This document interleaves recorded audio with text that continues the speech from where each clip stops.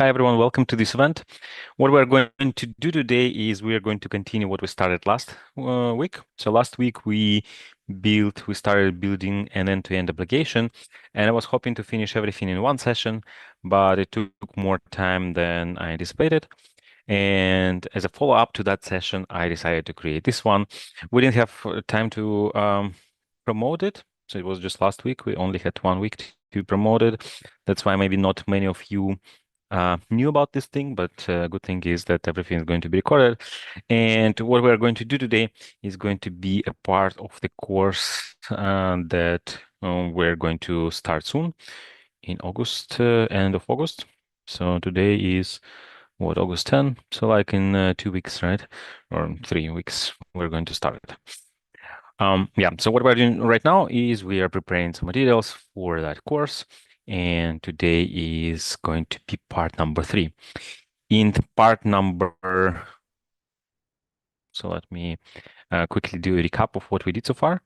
So in part number 2, we started building a full stack application. Right, so you will find the link here. So this link that you have here, the article, this is the article for this workshop, right? So everything we do today is in this article. And you will find the link to the article. First of all, I added it in the live chat, but also it's in the description. So you just click on this link and you see the article, right? So then if you want to find, if you didn't see the previous workshop, previous article, you can go here. So this recap section in the previous article, we built a full stack application. Then you can see the video here. And in this application, what we did is we created an application for AI system design. And the idea there is I'm an interviewer and I create a room, and then you as a candidate can join this room, and I give you a task, design something, like design a RAG system, right? So then you start designing it, you start using different components, and then I see what you do in real time. So I'll do a demo right now. But I want to quickly do a recap of what we did in the previous session. So we first created a front end. Then we also created specification from this front end. So we created open API specification. Then from this specification, we created backend. And then we connected SQLite database to this backend. So this is basically where we stopped last week. So there was application. What I'll do right now is I'm going to just run it. Right. So everything that we created is in Git. So I think we have a link here. This interview Canva share. So what we have here is front end and back end. Right. So this is the code we created last week. So now I cloned this repo, and I'll go to front end, and I need to run front end. It's npm run dev. So this is what I'm going to do to run the backend. And then I also need to run front end. So backend, sorry. So let's pretend I didn't run it.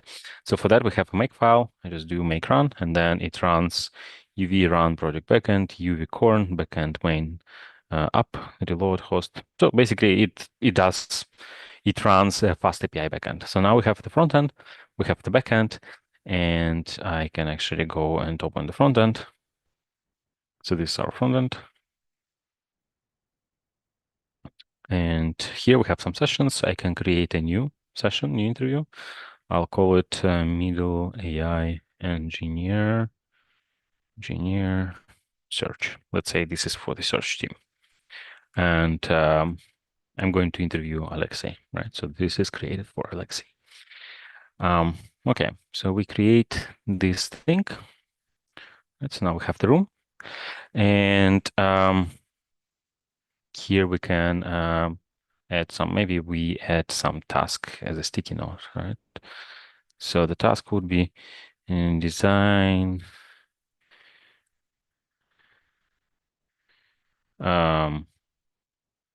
a search system.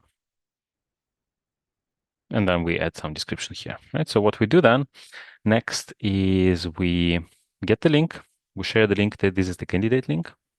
I'm going to open it in a new window, or to make it even more interesting, you can open it incognito, right? So then this is I'm as an interviewee, as a candidate, I join. And now this is what I see. I see that I need to design a system. And then let's say what I do is we start discussing. And then I want to add a vector database. And then there is an agent that, I don't know, maybe there is a queue somewhere between them, right? So then I start designing this thing. I think connections, we didn't make the connections work. And this is something I said, okay, this is, we can do this later. Maybe for now, I'll just use the pen, right? So connections were something like, okay, we know it doesn't work, but we also know how to fix it. And then while I'm drawing these things to the candidate, the interviewer sees everything in real time, right? So it's also, they also see where my cursor is. Right, so this is the app we built. And this app so far is only deployed, or it's not deployed, it's only local, right? So we cannot actually get this link and share it with the candidate, right? So what we want to do now as the next step is publish it online. We want to publish it in such a way that you can actually share this link with anyone who has access to the internet. Okay, so that's what we did last week. Everything that we did is here in this article, and you will find the link here in the recap session. Like in the previous article, you click on this and you will see the instructions to build this, right? To build this. So we use the coding agent, and I think I used Codex for this. In the very, very first session, so today is going to be our third one. In the very, very first one, I actually used I think Cloud Code, right? And there we talked about specification-driven development. Right? So it was more abstract. And here we are doing something like very concrete. We are working on an app. Okay, so this is what we did last time. And yeah, I think instead of these to-dos, what I wanted to put there was this npm run dev in the first one. And in the second one, we had this make run, right? So these are the two things that we need to run in two separate sessions, right? So what I wanted to do, and this is actually what I did at the end, but we just didn't have time to do anything about this. At the very end, I actually run this prompt. So let me see what I run. So the prompt was here. Let me make it. Create a Docker file that builds a front end with Node, then builds Python image with backend and front end static files. Backend should serve the front end. So this is something we did last time, but I didn't have time to explain it. So this is where we start.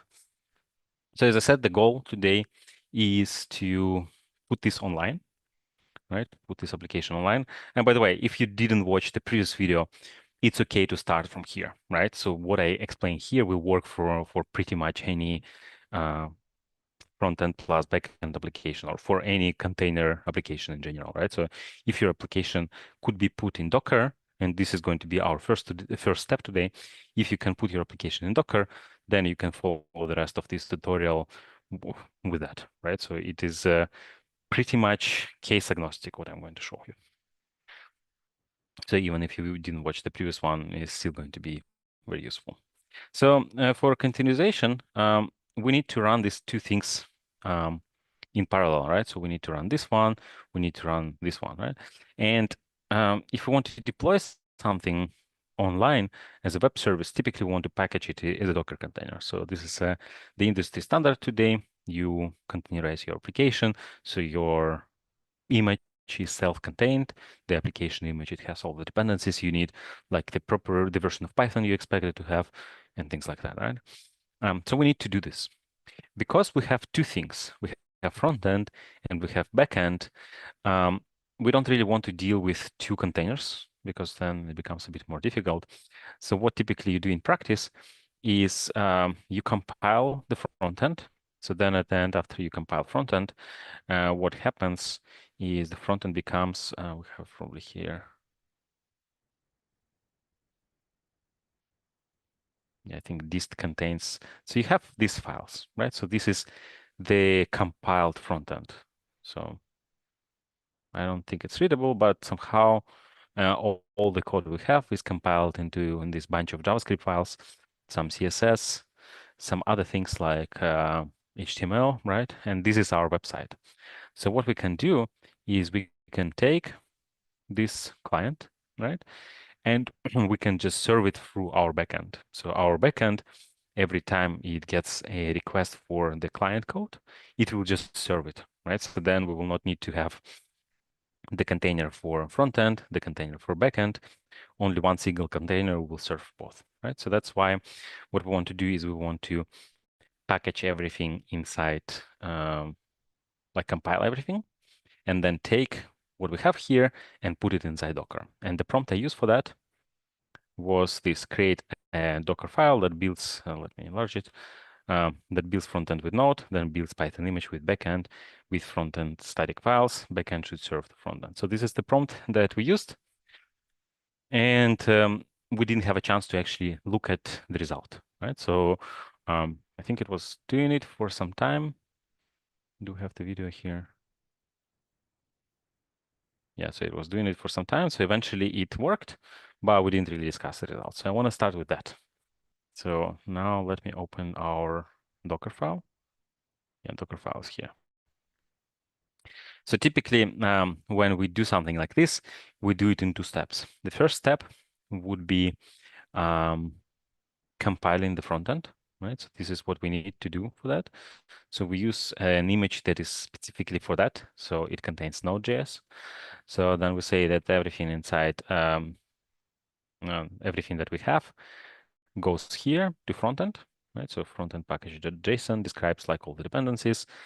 So then we install everything we need. Then we copy the rest of the files, and then we run npm run build. So what happens when we do this is we create this dist folder, right? So all the files are compiled, and now we can use these files.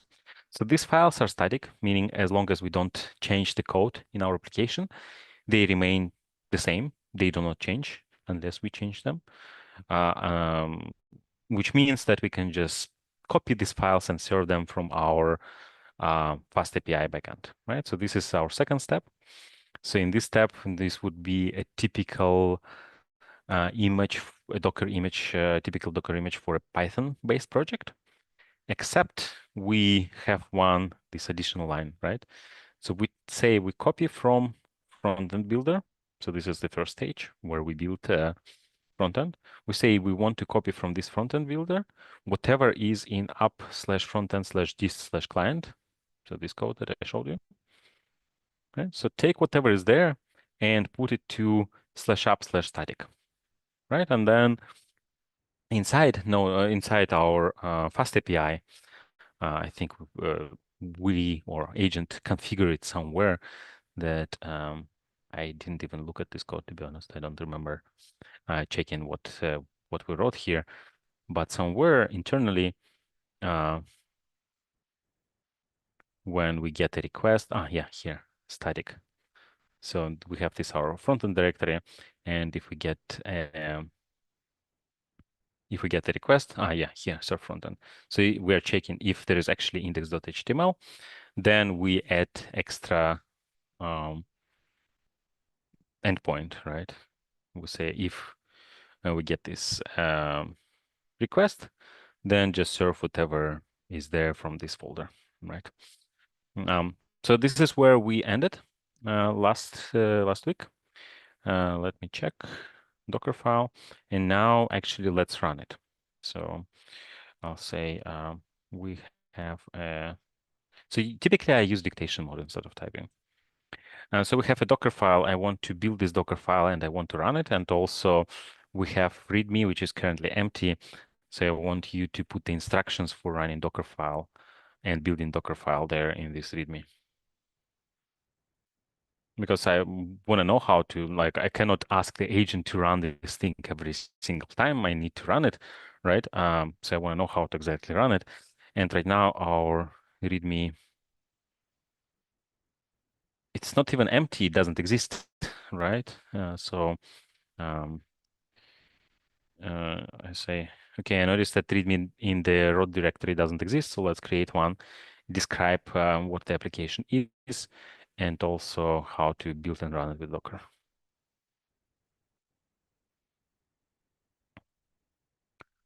Okay, so then it's trying to figure out how exactly to run it. And we have this database. So we use SQLite, right? So this is a file. So we need to also to somehow configure Docker in such a way that it would use this file.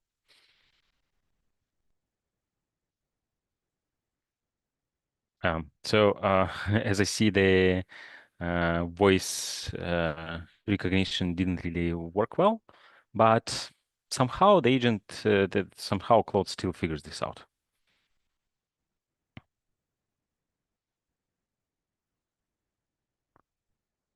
So system design interview platform, backend, frontend spec. We actually don't need spec anymore, or I mean API contract specs. Yeah, we might need just for historical reasons. And then if we want to run it, build it from Docker, so then this is how we do this. Build as the IP. I guess this is system design interview reparation or whatever it stands for, but like this is the tag we have. And if we want to run it, this is how we do this.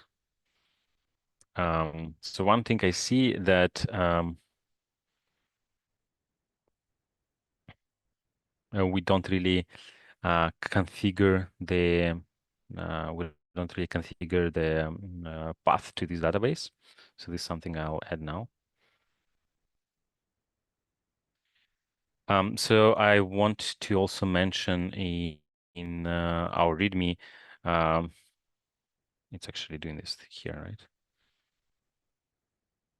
So what I wanted to say is I want to mention that we do some mapping. I want to mention this volume mapping. So every time I run the container, I get the old data. I don't get the new data every time.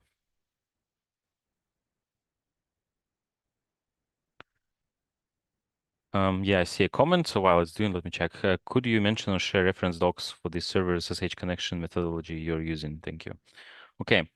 Kubilai, maybe this is something we can do at the end. So I'll take a note, and if we have time, I can talk about this. But this is, you can think about this as just as a computer that, yeah, I rent.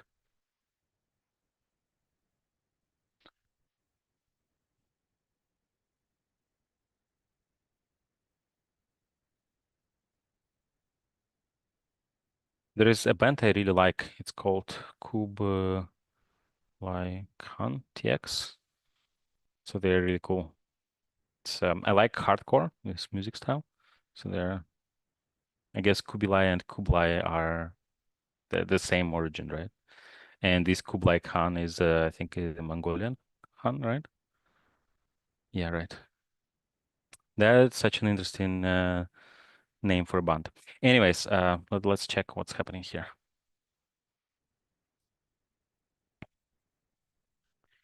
I mean, while it's doing this stuff, I might as well answer your question, right? Because it's taking more time, and perhaps you are more interested in your question rather than the Mongolian Khans, right? So Hetzner is a website where you can rent a computer. So it's the same as you rent a computer through EC2, right? EC2 is a service from Amazon where you can run a computer at any time you want.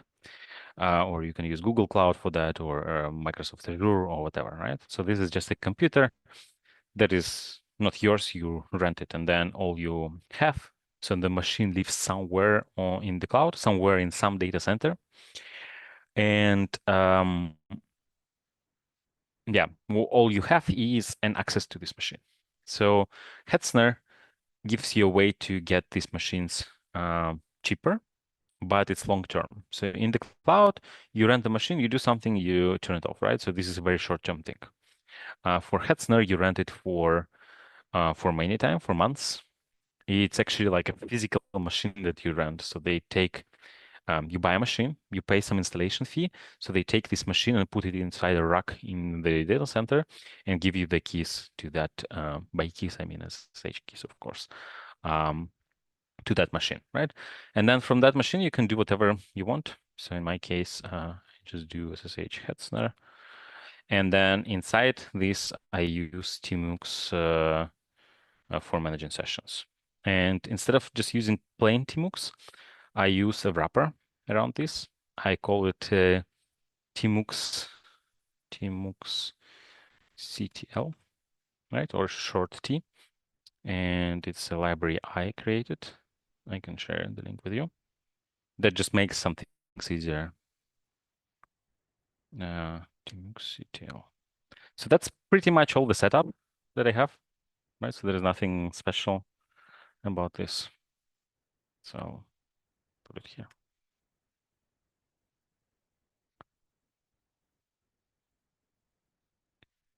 Okay, so where did we stop? Just 1 second.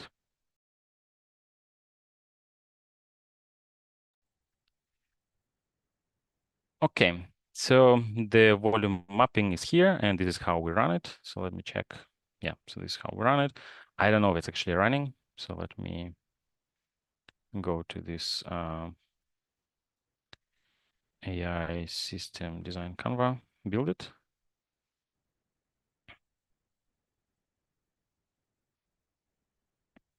And run it.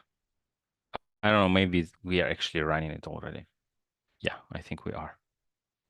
So we run it here. There is probably a background process somewhere. Right, so let me check. If I go to localhost, where do we run it? Okay, there is another application that is running. That's why. So then what I can do is maybe map it to this one. Okay, I think the order is, I got the wrong order wrong. So it's first the host and then the container, perhaps. I always confuse them. Okay, yeah, so now it should be working. And I just need to do localhost 8. Okay, so this is our application. And yeah, and then another thing I didn't mention is port forwarding. So I have another tool that I find pretty useful. It's called SSH Auto Forwarder. So I just run it on my computer, and anytime there is a new port that is open on the remote computer, it gets automatically forwarded. So it's SSH Auto Forward. I will put it here. SSH Auto Forward, in case you're interested. At Hetzner, I think I just chose the cheapest machine. Like they all are quite powerful. And I think I pay like 40 euro. I don't remember how much I pay, but like it's less than 100. It's like around 30 or 40. Anyways, now this thing is running. So this thing is running inside Docker container. So then I can create a new senior backend. I can create a new canvas, and then I can share it. I'll be Alex. So we have a database. I would actually prefer for database to just have a cylinder, but like, yeah, we didn't have a lot of time to design this thing, right? And okay, so I wonder what happens if I do this. Oh, okay, I did it. Right. Yeah. So this thing works. Cool. So we packaged it in Docker container. And now, so what we want to do next is we use SQLite, right? But typically in production, you don't use SQLite. SQLite is a nice database, but typically you want to have like a proper database. SQLite SQLite's usage, like you typically use SQLite when you want to run something, test something locally. But then for real production workloads, you switch to a different database like MySQLite or Postgres or perhaps something else. So what I want to do now is I want to, well, first commit. Let me commit everything. Commit and push. So now what I want to do is I want to switch from SQLite to Postgres, right? The first thing I want to do is run Postgres, right? So I'm going to use Docker for that. So I'm going to, okay, I think I already have Docker. I have a lot of things. So what I'm going to do is now I'm going to just stop all of them. Maybe I shouldn't just stop all of them, but stop only Postgres, right? So this one, Docker stop.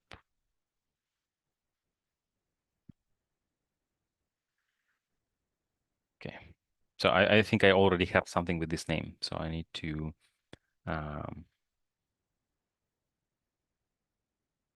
Docker RM interview canvas DB. I think what I was doing is probably I was preparing and it's just still there. So I want to run this command for running Postgres, right? So I run it in detach mode. So then now when I do Docker PS, I should see it somewhere here, right? So this is our database that we run. And so this is just a typical way you would run Postgres in Docker, right? You can also ask the coding agent to do this, but I wanted to do it myself because I wanted to set up the user, password, database name, and then I wanted to do volume mapping, and then I wanted to use this one. I could have used the older version. I mean, not older, but fresher, the most new version, right? But anyways, so I run Docker, and I can say, so I'll create a new session. Usually, like for each new thing, I start a new session. So I say add Postgres support to the backend, but also what I will say, this is how I run Postgres, and I'll just copy this. So then it knows what is the user, what is the password, what is the database, that it knows that it's already running.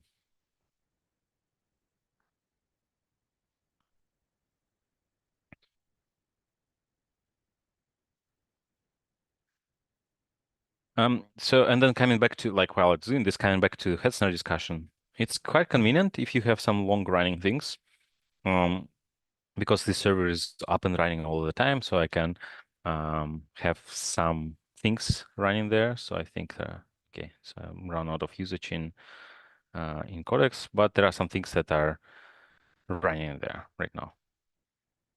Okay. Well, anyways, so then I don't really need to think, okay, should I keep my computer on or off? Like it's always running in Hetzner in the server. So then it's convenient. So this is when you might want to use it, right? So when you don't want to be necessarily bound to your computer. For that, you can also use code spaces. Code spaces is quite convenient. So maybe you can start with code spaces, and then if it's not enough for you, you can get something more permanent like Hetzner. Because also code spaces you can use for free like they have some quite generous free tier limit there. Okay. So now what we are doing is we are making sure that we can run both database in SQLite and in Postgres. So then default database URL stays this one, but then we can also do this in Postgres. So if it starts with Postgres or Postgres SQLite, then it will. Okay, so it's using some stuff, doing some normalization, like for us, not really important. The important thing is, in addition to SQLite, we'll be able to use Postgres. And the reason it's possible is because in the previous session, we used SQLAlchemy. SQLAlchemy is object ORM system for Python, and it works with pretty much any database you can think of, right? At least relational database. So it works with SQL, SQLite, it works with Postgres, works with MySQL, and it's very easy to switch between them. Right? So because we already use SQLAlchemy, and I, on purpose, when we were creating this application, I on purpose said, hey, please use, where is it? So many things. So maybe I can find it here in the cup. So I on purpose said, hey, I want you to use SQLite. Where is, oh, database, yeah. So I said SQLite and SQLAlchemy because later we will add support for other databases. So from the very beginning, I said I want you to be database agnostic. Don't use any syntax that is specific to SQLite, because if you don't mention, it can actually do that. It can use like some SQLite specific features, and then we will need to change it and make it generic. Okay, so it's doing some stuff. And yeah, this thing I'll stop for now. Oops. I'll stop our backend. So for now, what we will do, I'll just try to run front end, backend through this without Docker. So the only thing we will have in Docker is this Postgres container, right? But then we'll package everything together.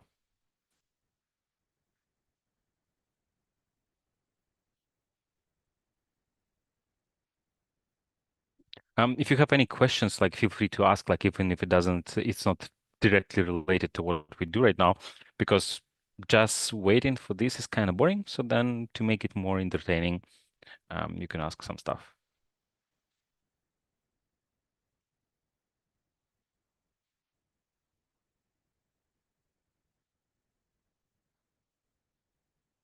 So yeah, I think it's working on tests right now. And actually, I have no idea what kind of tests we have. It's not something we checked last time.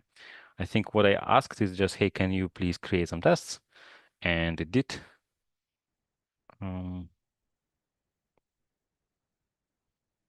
So let's see what kind of tests we have. Test data persist across repository instances. Okay. I don't know why we need this test. But so at the beginning, I was trying to read and understand tests, all the tests that agents created. And for most of the tests, for me was like, okay, what's the purpose of these tests? I would never write a test like that. But then I noticed that these tests that agents write, they actually are helpful for agents to catch the errors they may accidentally introduce, right? So I maybe would not make this error, but agents would. And these tests that they create, they help them catch these errors. So then I thought, okay, if agent is doing the coding and agent is writing the tests, and these tests are helpful for the agents to catch their errors, so then I just let them be, right? So then at some point I stopped really, I stopped worrying about the tests and making sure that all the tests are useful from my point of view, because at the end I might decide that this test is not useful and ask the agent to delete it, but it was actually useful. And like if I delete it, the agent would introduce a regression, right? So then at some point I just stopped worrying about all this tests, and I let the agent do whatever it wants.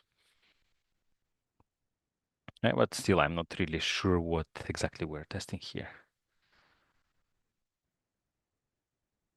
Yeah, I think here the idea is that we create one session store, then we create another one, and the first one is equal to the second one, that it's like a singleton. I guess there was a reason for this test, I assume. But yeah, we have some tests. Right, so now it keeps adding more tests. And it's actually good like this test because there is some logic. It turns a string like that into a string like that. So then it's testing that. What about the Brutal Fest? So it's called Brutal Assault. Brutal Assault 2026. So this is a festival in Czech Republic. So it just finished. It's my favorite metal festival. Oh, so this is from the last year, I think, the picture. So they have this Throne band. I like them too. Yeah, and then they also already have announced it for the next year. I already bought tickets. So they have Children of Bodom, which is like a band from my childhood. I really like them. So the band is getting together and they are going to play on this festival. Anyway, so if you're into this kind of stuff, let me know and we can meet in on that festival next year. So let's see what we have. So 2 notes, your Docker run publishes. Okay, so there are some notes. Then it also found a bug. So it fixed it. Okay, so it found the bug and fixed it, so I don't need to worry about this. Previously, sometimes it would say, hey, I found a bug, and then it wouldn't fix it, and then I would need to ask it, hey, like, well, okay, you found the bug, but how about fixing it? But now I don't even need to tell it.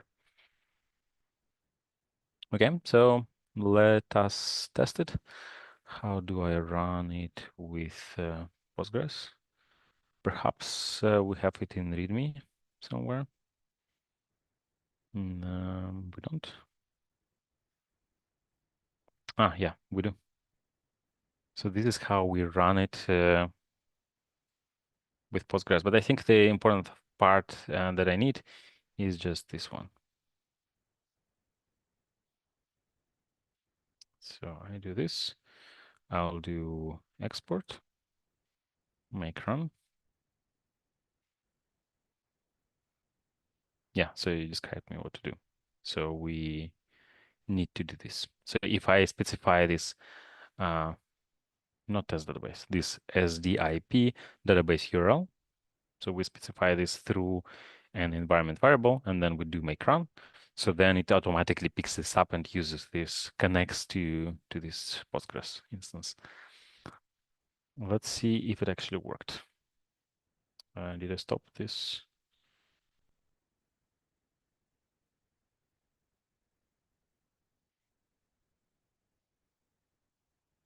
In here. So there are some connection rejected things. I don't know if it's important. I will just in case. It's probably from the old session, right?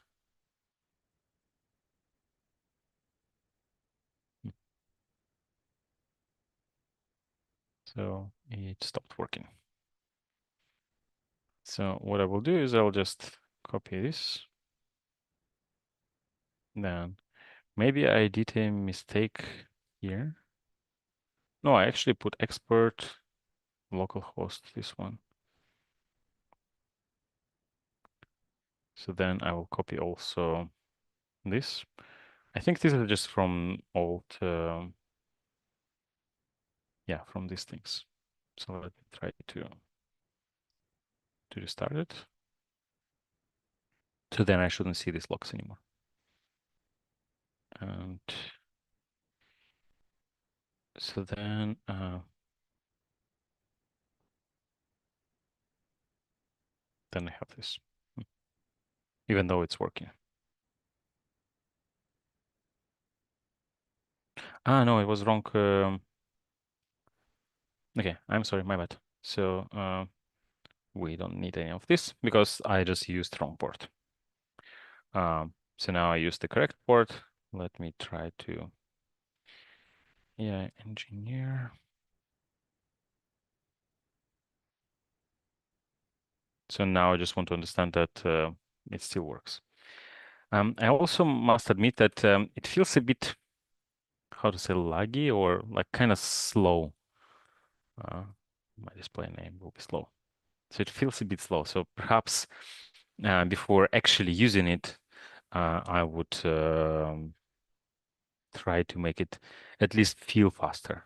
So perhaps sometimes not waiting for getting the response from backend, but just showing something, so it doesn't feel slow. Okay, so I want to do a quick test to see that this data survives the reset. So now I stop it. Now it shouldn't work. Okay, so I can see our front end is still working, but backend does not. So it's not working. Now I start again.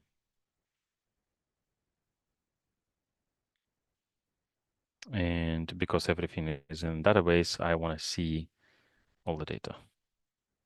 That's good. I don't think we created anything else, right? Just these two things. Okay, so it works, database work. So what right now we have is the application. We have front end, we have back end, we have Postgres. And the way we run Postgres is this, right? So instead of doing it this way, so what I want to do instead is I want to put everything inside Docker Compose. So then instead of typing all these things separately, I would just do Docker Compose up, and all these things would start, right? So that's what I want to do now. So I create a new session for that. And the prompt is very simple. Just put everything inside Docker Compose. Where am I? So Docker Compose. So create Docker Compose YAML with three services, Postgres and YAML, and the app. I think also you can just write compose.yaml. It doesn't have to be Docker Compose, but I'm kind of old school. I'm used to seeing and looking for Docker compose.yaml, not just compose.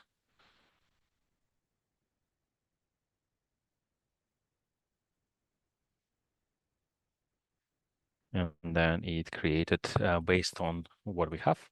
So it created, even though I actually forgot, I should have gave it this command, right? But where this one? But because we were lucky, the agent added it to README. I don't need to give it this command. It already knows that this is how we should do this. And so what I will do also, I'll stop the old container. So this one.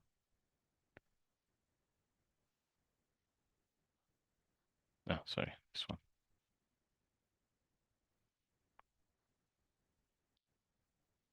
And also remove it.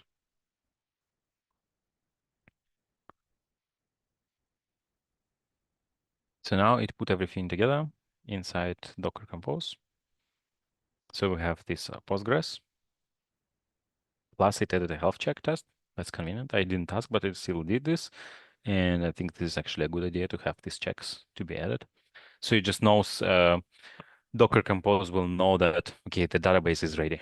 And here we can say that our app depends on the Postgres being ready, right? And then we specify what being ready means, that PG ready returns non-zero code or zero code, right?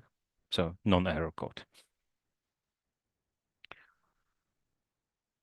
Okay, so we have Postgres, we have app, and now we can run both of them with Docker Compose up. So Docker Compose up build will build it, and Docker Compose up, yeah, Docker Compose up will both build and start it. And then if I want to change some things, I can go and edit them. Okay, so which port is it running on? I have something already running on this. Let's use a different port.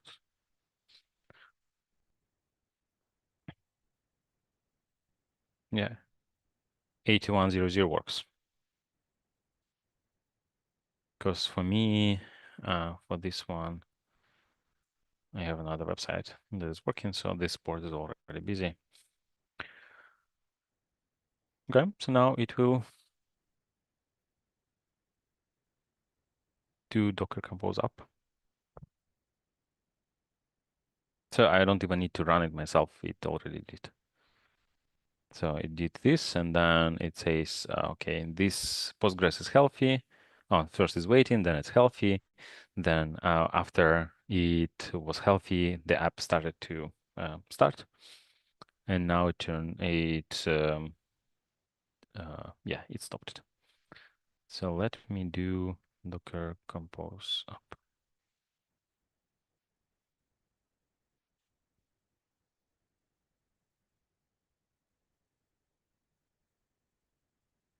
So first Postgres is starting, and then this one is waiting, right? And now it's ready, and then we start our application, and we need to change it to 8100. Okay, so the previous data is gone because we created this new container and this new mapping. Right? So it's here volume mapping. So this one PG data, it's a new one, right? That's why the old data is gone.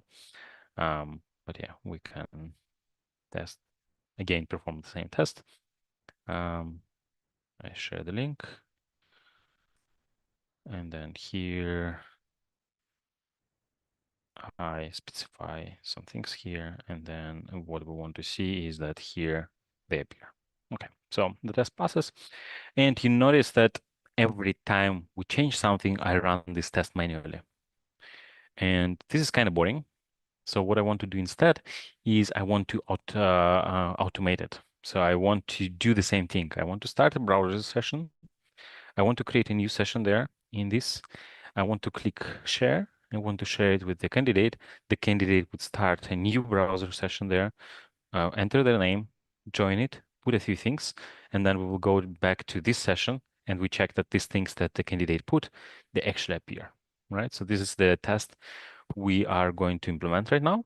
And then I will not need to do this manually every time, right? So then instead of doing it manually, what I can do is I can just point it to the URL where the service is running and say, hey, perform the test. And then it will take maybe a minute or so. And then we'll say, okay, test passes, or it will say, okay, test does not pass, test fails. And then we know that there is a regression that we need to fix things, right? So that's what I want to do next. So I want to add an end-to-end test. So usually tests that with a browser, where we involve a browser automation, we call them end-to-end. So because we test everything, right? So we test that our build works, our front end works, the build for this front end works, Postgres works, like basically every single step, everything works, right? So that's why we call this test end-to-end. And I'll create a new session. And in this session, I say add an end-to-end test that runs against Docker Compose. Use Playwright. Playwright is this browser automation tool. And then what I also want to add is add these two tests end-to-end folder in root, maybe that, like that. Or maybe end-to-end folder in root, in the root directory. Because it's kind of not clear. Do they belong to front end? Do they belong to back end? They kind of belong to neither or both at the same time, right? So that's why for me, I think it's more clear if we just have a separate directory in our root, repository root, where we have this end-to-end. So we have tests for backend, we have tests for frontend, and then we'll have tests for both. We also can have integration tests. So integration tests, what they do is they test that backend works well with, let's say, database. All right, or like when there are two components and we test that communication between these two components, it works well. So we call this test integration tests. And from what I see, I think we already have some. This database, perhaps. Yeah, maybe they are not really integration tests. They are just unit tests. But yeah, if it was creating an actual database connection and it would be testing it, then it would be an integration test. And for frontend, we also have some tests, I think. No, we don't. Yeah, ideally, in an ideal scenario, you have to have tests in frontend too. I think I just forgot to mention that at the very beginning when we were just creating the application, I didn't mention that, hey, create tests for frontend. And yeah, we still don't have tests for front end. But let's pretend we do, right? So you know what to do, how to ask your agent to add tests. You just ask, hey, please create some tests.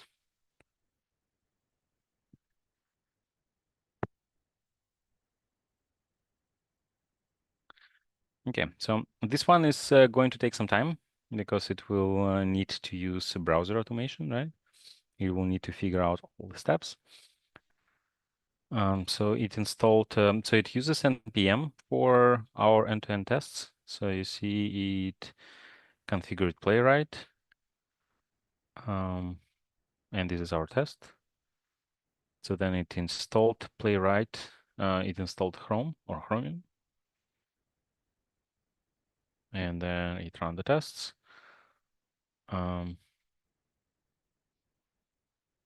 But it will probably need to, it works from the first attempt. That's interesting. So let's see what we actually have in the test. So the interviewer, okay. Then logins and interviewer, canvas label. Okay, I will not pretend I understand what's happening. Yeah, we have to like all the steps. I can see. Step number 1, log in as the interviewer. So then we go to login, go to this.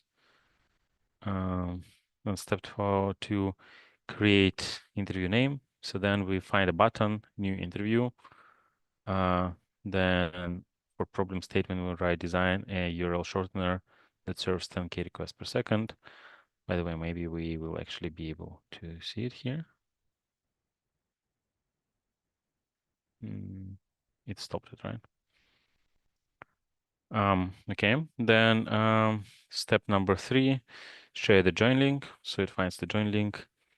Step number 4, join as the candidate.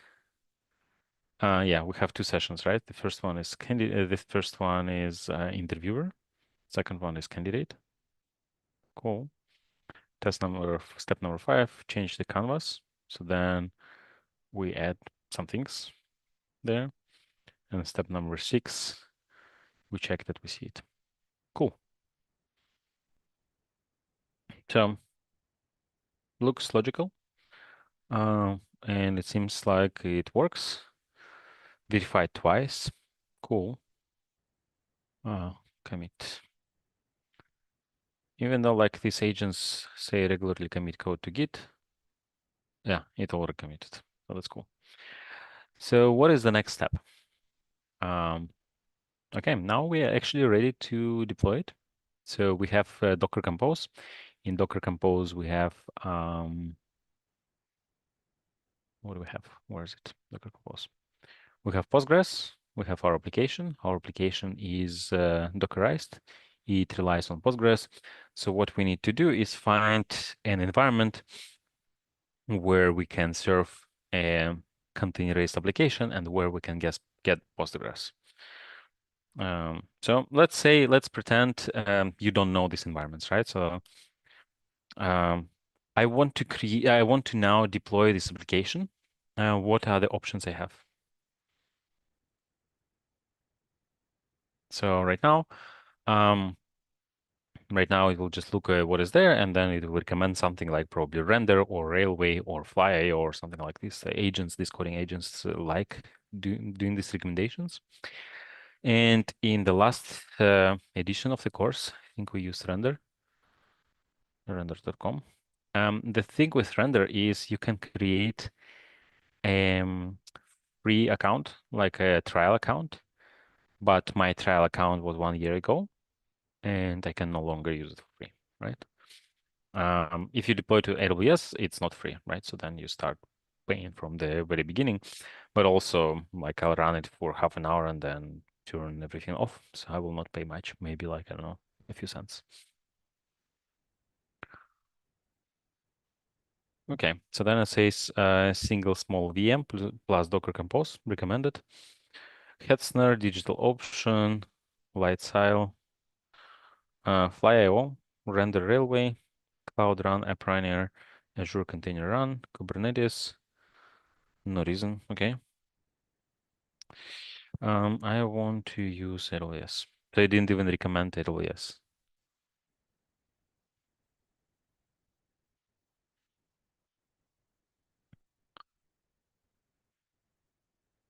Serving it from the same Hetzner box, I wouldn't recommend it.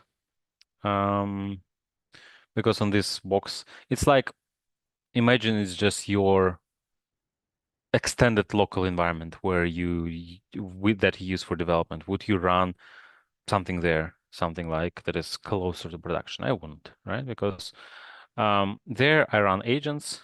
So I run a lot of agents there. I have a lot of different sessions there. Stop it. And one of the agents can decide to, hey, like, I need to open an application on this port, and this port is occupied by this other process. I don't know what this other process. Let me just stop it and open my application there. And then all of a sudden, like, your production serves a different thing, right? So you don't want that. So this is just treated as a kind of extended, like as a dev box, right? Just extended local environment. At least this is how I treat it. But the recommendation it was a Hetzner virtual machine, right? Because Hetzner is also a cloud. It's not only like I rent a machine there, but you can also use the cloud in the same way as AWS. So on AWS, EC2 plus Docker Compose plus Caddy. This is not the first time I see this Caddy, so I'm interested. Caddy web server. Okay. So actually, I thought it's some sort of product from AWS, but this is something else. Every site on HTTPS. Okay. I mean, we can ask what's Caddy? Why do we need it?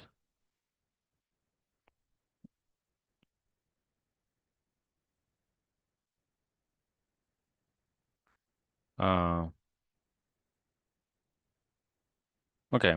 So we need so when we run in HTTPS, we need to have WebSocket secure WSS. So this is what makes it possible for us to change something here, and then the interviewer will see it. And then it says that we need to have both secure. And what Kali does. But this is when I see technology, I'm like, okay, what is this technology? Like I need to find out what it is before I actually commit to using this technology. And then it also flagged an option to say this one. So what I can say, fix it in a sub-agent. So usually I do this, fix it as a sub-agent because there is this main session where I want to do something. I want to, let's say, deploy, but there is another issue. I can either create a separate window with an agent and copy this thing, paste there, and ask to fix it.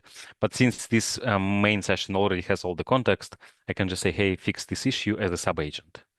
And then it will create a sub-agent, fix it, and then report back, right? So our main session will continue, but then there will be a sub-agent that will, yeah, so that is what it's doing.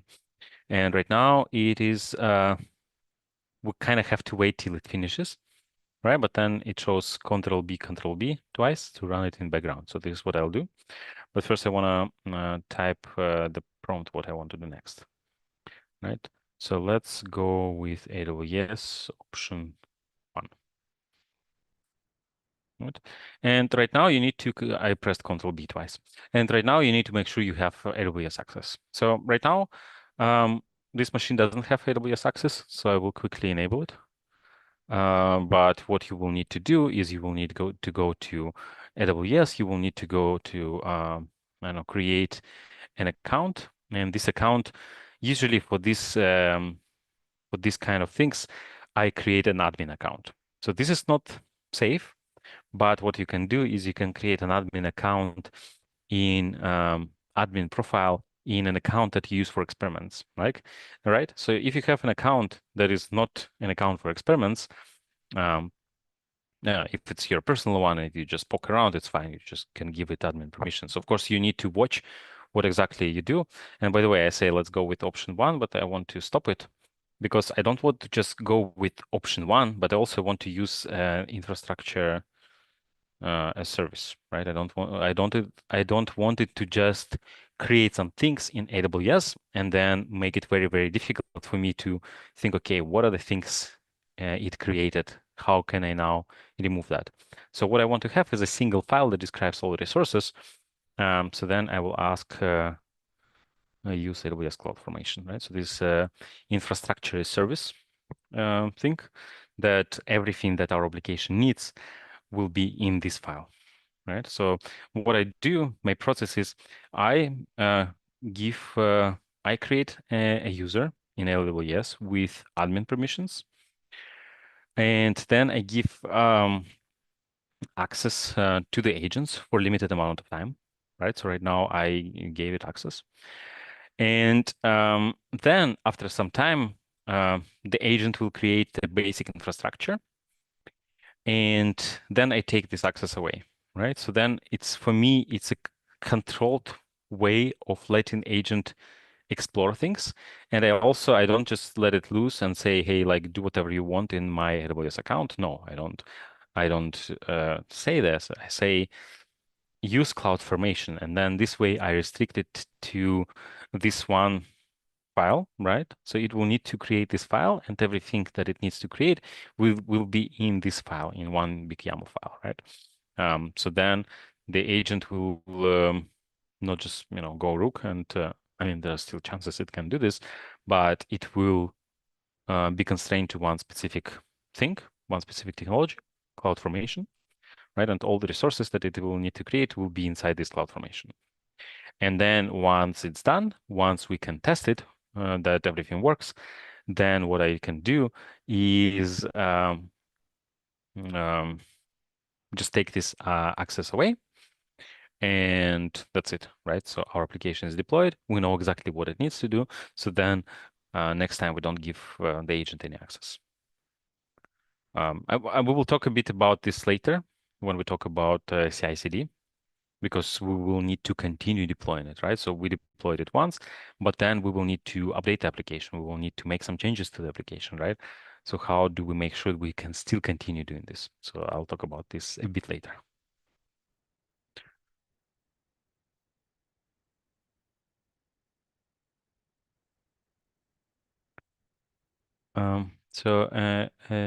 I see there's a question, and this is the pre-course. What is for the main course?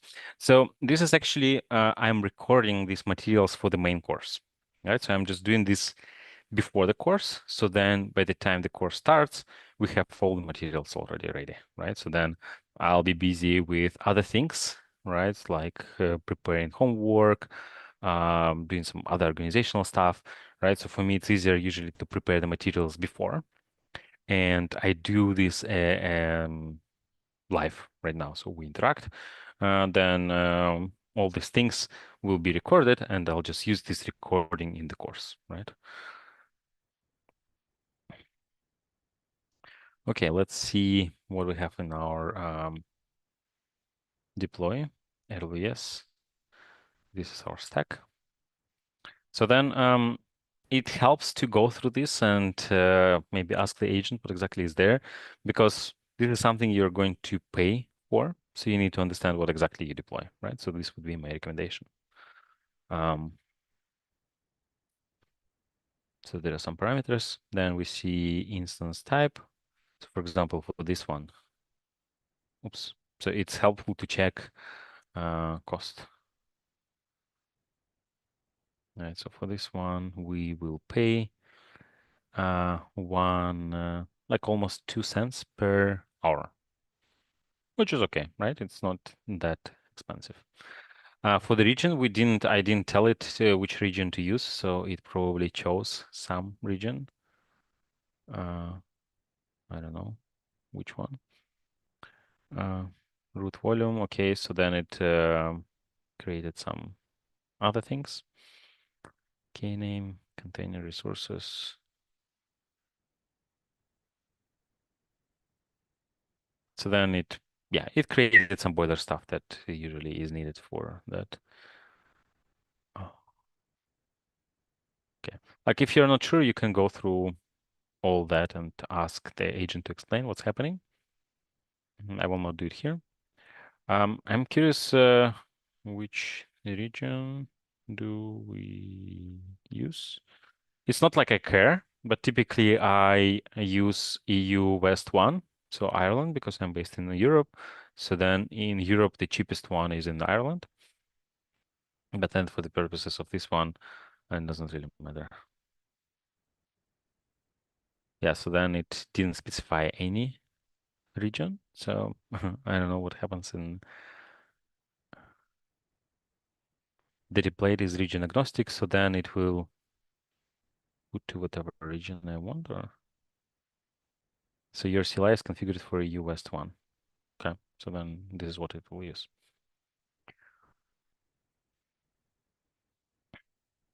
So you see for this instance, it is this how much per month it would cost. It's still more expensive than DigitalOcean, right? Plus there's what? Yeah, the storage, right? Disk. So this is about 18 per month. 19, sorry. Now, this is more expensive, right, than DigitalOcean and other options it offered. Okay, so this is the breakdown. The actual instance, then the disk space, then the public IP, right? So in total, 19 per month. But for us, I'll just test it and I turn it off and then I'll pay like a few cents. And then there are some things. Yeah, we don't even use Postgres here, right? So then actually, like what I would have done in practice is I would use managed database. Yeah, let's use managed. It will take some time, right? So AWS will take some time to provision this database. Then it will take some time to remove this database. But maybe I'll just conceptually tell you that in practice, you probably want to have a managed database. So you don't run the database yourself. You used a RDS, the service RDS, AWS. So this is a fully managed relational database. And the benefits of that is you can take backups, you can recover data. You don't need to worry about running it, right? And it's more expensive, but it's also more reliable this way, like when you're more serious about the application you're running. Okay. So yeah, Postgres volume sits on root AWS.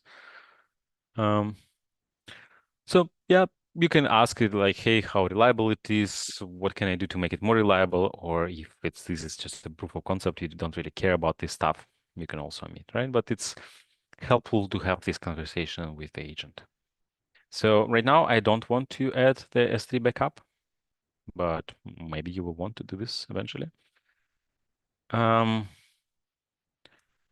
let's deploy it. Give me the URL.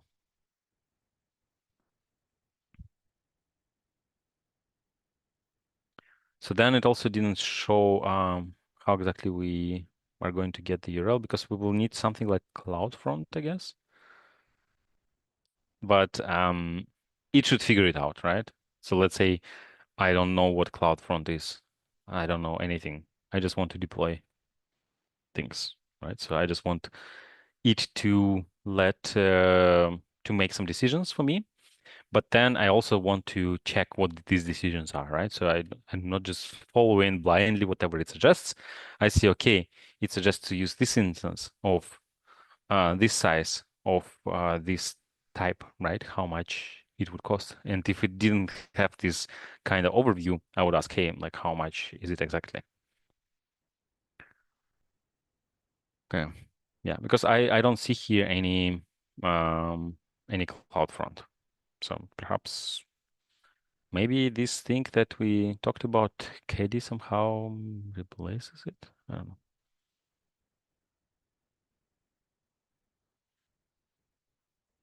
But yeah, I think it will figure it out, right? I see a question where to begin the course. So the course, there is a link in the description. So if you go under the video, here there is this second link called course. You click on this course, and you have the repo, right? And here you can click on this link to sign up.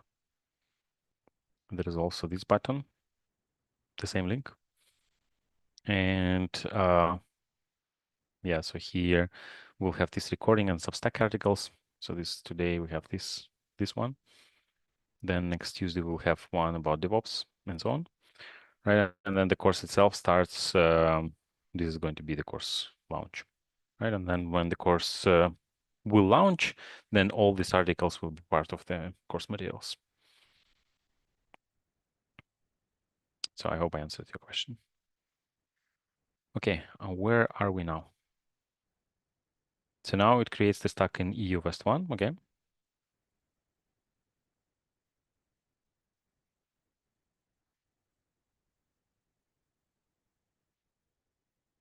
So here I don't really have to babysit it and hold its hand with every step. So what I typically do is I just let it explore things. I just give it, hey, like here's my admin access, but then I see what exactly it did, right? So then I kind of post factum analyze and see, okay, like, is it a good thing and to what extent I care? The one thing I really care about is the cost. So then at the end, I look how much it will cost. And if the number is good, then it's okay. And then also, if you deploy something and you think the cost is going to be like X dollars per day, let's say, I don't know, 20 cents per day. So this is the cost you expect. It also helps to check in 2 days or 3 days to see what the actual cost is, right? Because it happened to me in the past where I thought the cost would be one number, but then it turned out to be 10 times more, right? And it wasn't a pleasant surprise. So the earlier you notice, the better. So usually you can send maybe a reminder for yourself to check it next day, because there were some things that I didn't think about, the agent didn't think about. Yeah, so it was, I used this service called ECS. It's Elastic Container Storage. And they had a job that would run every 5 minutes. So when it runs the job, it needs to download the image, the Docker image, right? And it turned out that when I was downloading this Docker image, it was a few gigs, I had to pay for this, right? And then this traffic, it accumulated over time, right? So then it was expensive. And then the solution was to use S3 not gateway endpoint, right? But like this is technical. You don't really need to understand what I'm talking about. The main thing, what I mean is what you should take away from here is like you let the agent explore, you check the decisions, you do some sort of like, okay, how this decision sounds. Are you okay with this decision? So you ask it to calculate the price. Are you fine with the price? Do you want to make it cheaper? And then you also check the next day and the day after that, that it's actually the correct price, right? Typically in services like AWS, you don't need to wait till the end of the month to see the price, right? So you can see this immediately. And then you can also check the agent, hey, how much did we pay for this yesterday? And it can use this AWS command to find this out. So I see a question from Red Knight. Is this the AI DevTools course material? Yes. So this is going to be module number 3. So module number 1, we talk about specifications. Module number 2 is the first part of this class where we created the front end, back end, OpenAPI specification between them, right? And in this module, we took whatever we created last module, and make it kind of more production ready, right? So we actually deploy it. We make it possible for okay, it wants to buy a domain. Okay, I need to stop it and check what's happening. before I commit to. So do you want to buy a domain or what? Because typically when you use automatic load balancer in AWS, um, you get a domain, right?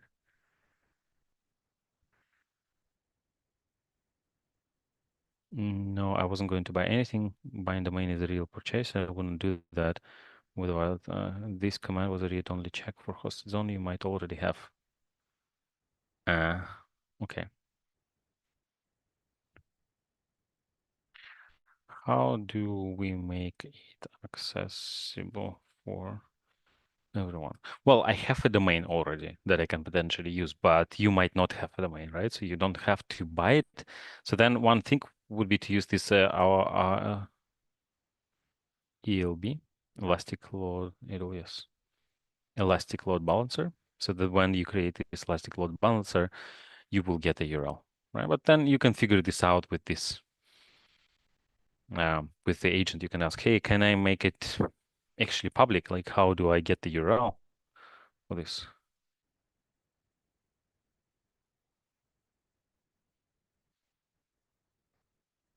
And I don't know what is this SS sleep IO, NIP IO.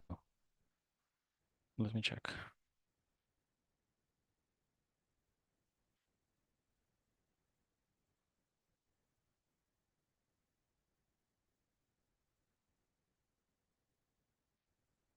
Okay.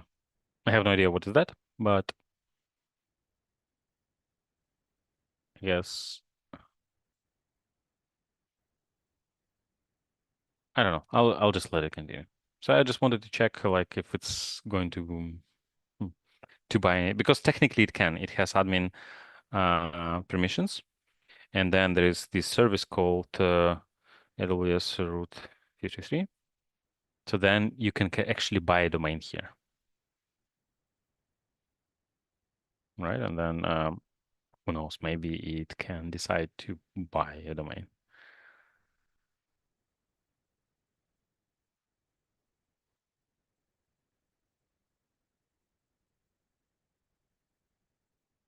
I think something is already running. So we have an instance already, right? And on this instance, it's already running or it's installing some things.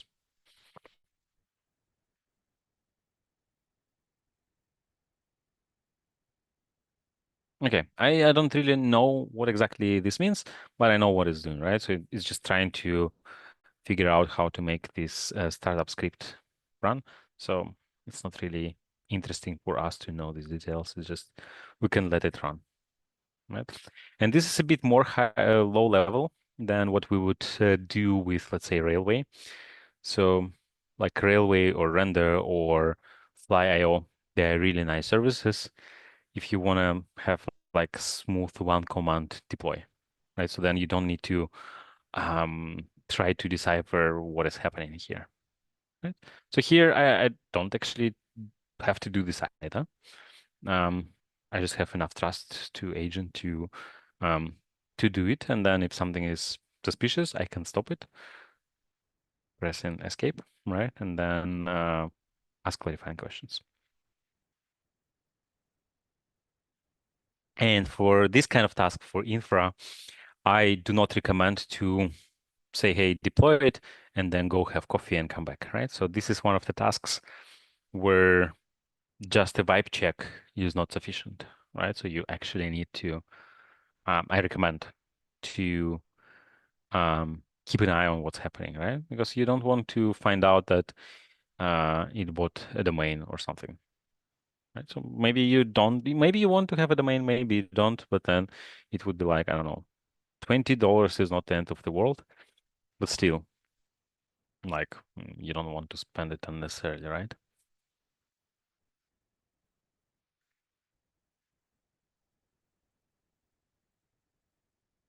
Okay, I guess this is the URL of our service. So this is the IP address that we have.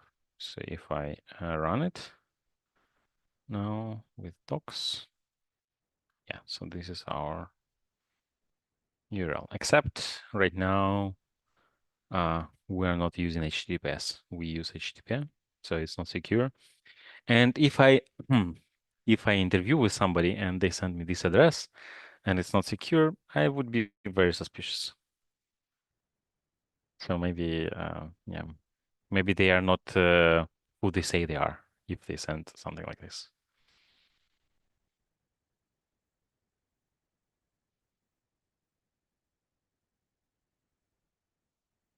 I have no idea what is this. Like, what exactly he was trying to.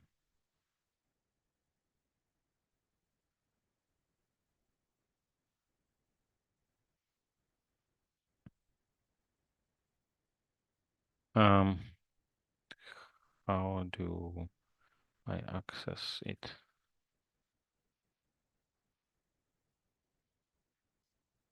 You already, so if I already own a domain, then it will use it. Buy one, or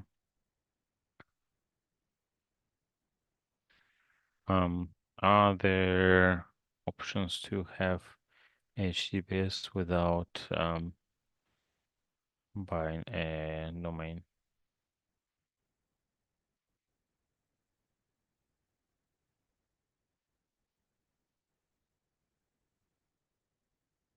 Because like usually you do something like CloudFront, and then CloudFront takes care of these things.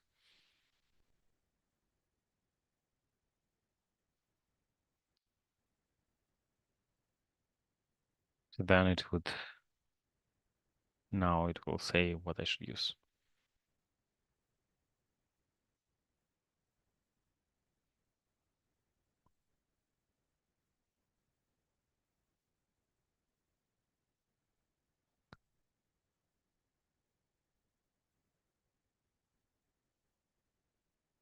DuckDNS. Okay. I mean, DuckDNS. It's not something I want to try now. Maybe it's worth exploring, but I don't know. CloudFront. So this is what I was thinking about. To real downside, HTTP, but CloudFront would be plain tunnels. Let's go with CloudFront. Or what I can do is I actually have a domain, right? So maybe maybe we can deploy there. Let's use my no, like then for you it will not be transferable. I mean, like if you don't have a domain, you will not be able to reproduce it. Then you can go with this CloudFront. Let's do CloudFront. Because then, like, if some issues arise right now with CloudFront, we can resolve them together. And when you try to reproduce it, then you'll be fine. But then I think for your project, using something like render makes more sense.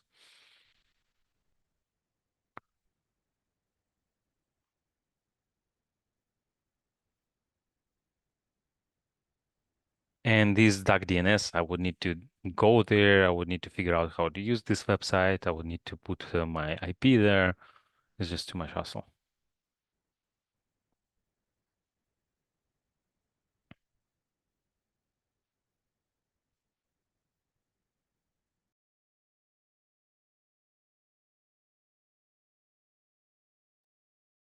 Okay, we're almost done. I think I'll take a bit more time than I planned. Again, I planned 90 minutes. I don't know how I planned to take to put all these materials that we have in 90 minutes. If the last one, the first part took almost 2 hours, and this one is already 90 minutes. So I was a bit too ambitious, too optimistic about that.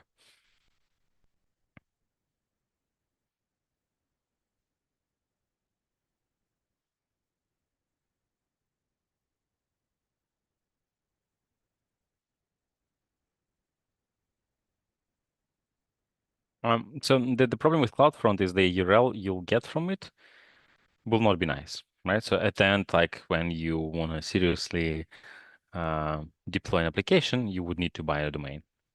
So what I do is I have this domain, DTC dev.click. So, sorry.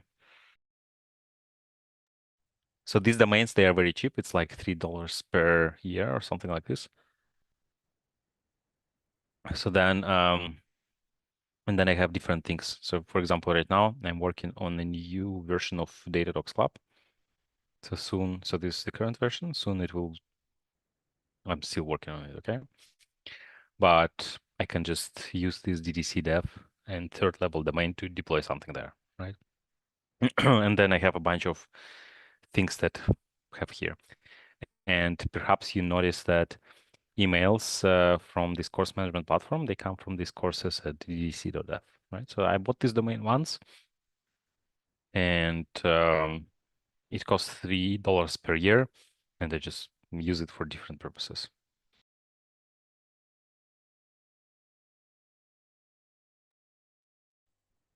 Okay. So let's see where we are.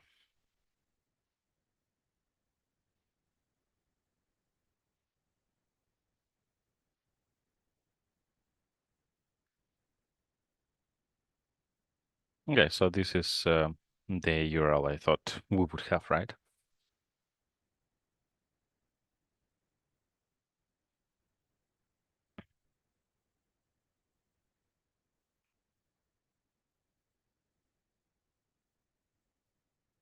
So I don't know what it's doing right now.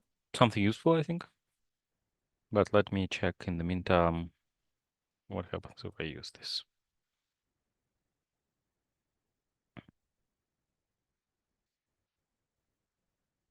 Yeah, doesn't work.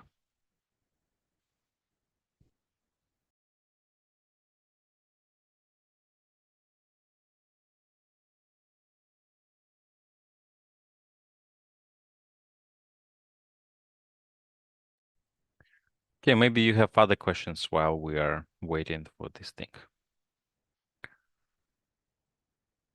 I don't know. It's testing something. I guess it's important.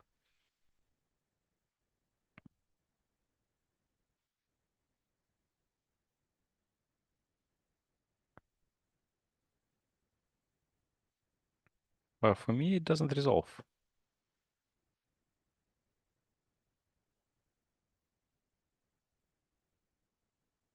Hmm.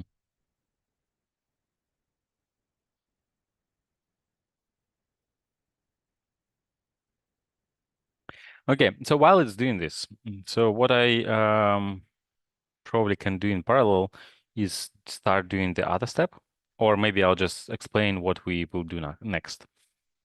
And no, this is not a data engineering course. So I see this question in live chat. This course is called AI Dev Tools. So here we learn about tools that make us as developers more productive. So, or maybe, I don't know, AI native developers, whatever.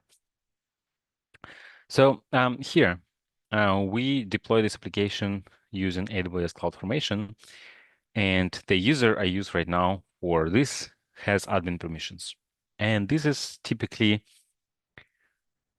an okay-ish idea if you babysit now the agent and you check every step it's doing, right? But then you don't want to keep to give the access to keep the access to the admin to give these admin permissions to the agent forever, right? At some point, you need to take this away, but you still want to deploy, right? So right now, it's hosted here, presumably, or will be hosted in some URL, right? And we want to be able to apply changes there to change something and deploy, right? And for that, we use CI/CD, right? So the way CI/CD works is we make a push, and every time we make a push, we can perform an action. So in GitHub, for CI/CD, we use GitHub Actions. So we can create a GitHub Actions workflow that is triggered every time that we publish something to main. So every time we make a push to main, it will just, okay, there is a push to main. I need to do this, and these things, right? So what I want to do now inside these GitHub Actions is to run all the tests. So we have the tests, right? Integration tests, end-to-end tests, backend, front-end tests, whatever. We have a bunch of tests. And I want to not only deploy that, right? So if I just deploy to every push, we may accidentally introduce an error. And hopefully, if we have a good test coverage, this error would be caught by tests. So we want to run the tests first, and if tests pass, then we actually do the deploy, right? So while it's still deploying, so our deploy is not ready. So what I want to do is I want to start another session of Cloud Code. And in this session, what I will say is I want to create a CI/CD pipeline, and I will mention all the steps except the deploy. Right, so I'll say run backend and front tests, build Docker Compose, and run integration tests, right? And then on top of that, later we will add deployment. Because I want to, like, this one still didn't finish, right? So then once the deployment actually finishes, then I can add another step to make it deploy. Right now, I'll just run two agents in parallel. One will fix the deployment. The other one will start preparing the CI/CD.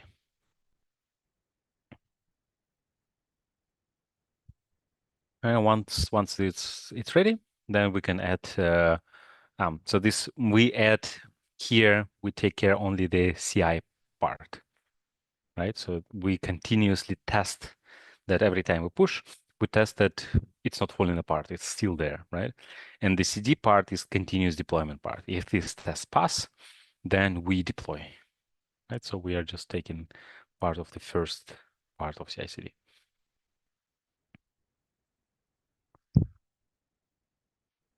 Okay, we're almost done. So we need to wait till the deployment is over. It takes some time. With render, it would have been much more easier.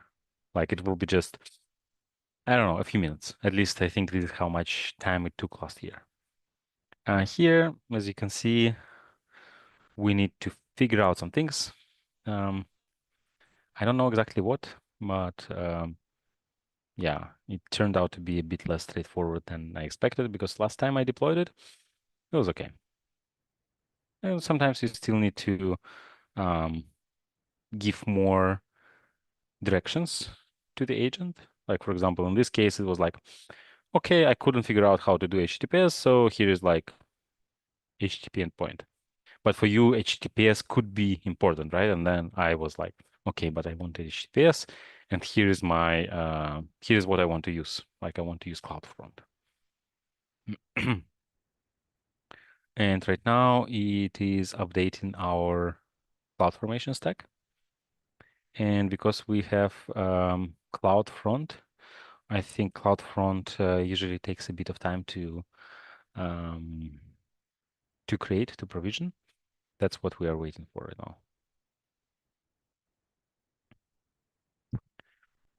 And this one, so what it will do, it will create a folder here. I think this rough cache should be getting north. So this thing. So it will create a folder here, .github, and then put this workflow there.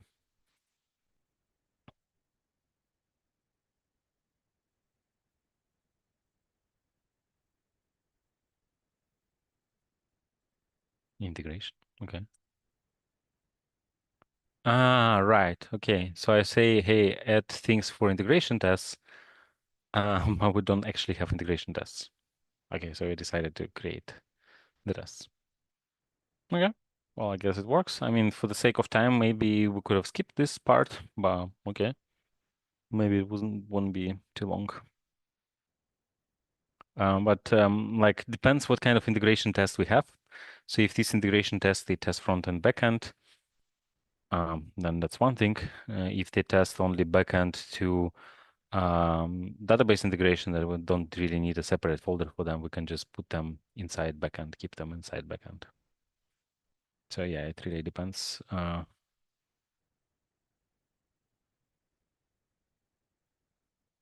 deployment. What exactly is it doing? Where does it deploy?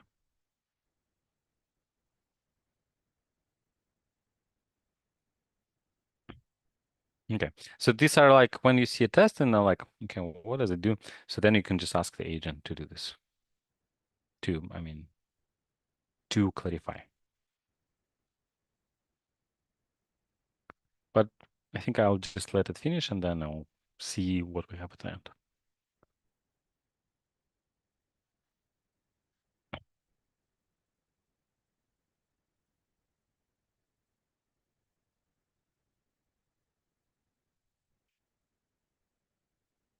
Okay, so I guess this is the URL that we have.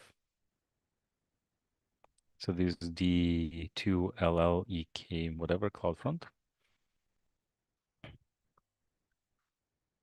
And now I can create a new session. Test. Share it. Test.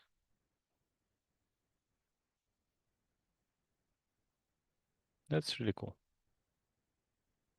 So it took longer than I expected, but the result is working. And then, I mean, having CloudFront in front of your application is usually a good idea anyways. CloudFront. Yeah, so it helps your website work faster. Yeah, plus it adds some caching. Like there are a lot of useful things for CloudFront. So probably you want to have it anyways. But then you can also you can also, like when you have your own domain, you can also easily just port it to your domain. I can say I have a domain DTC dev.click. Let's deploy it to how should we call it? Canvas DTC.dev. Click. I'm going to remove it. So when you watch this later in recording, you will not be able to access it, right? Because I'm not going to pay $19 per month for that. Oh, CloudFront was free. So I'm not going to pay. I don't want to pay that. So just after we finish, I'll stop it. But I think it would be cooler, right, if it has like a real domain. Like this is of course an optional step for you, but okay. So now it is creating this integration test. I didn't expect it would do this, and I frankly didn't want didn't ask for that. Maybe I should have stopped it and say, hey, this is not what I wanted. Please do other thing. But apparently it found a problem and it's trying to solve it. So at the end, maybe it's not necessarily a bad thing.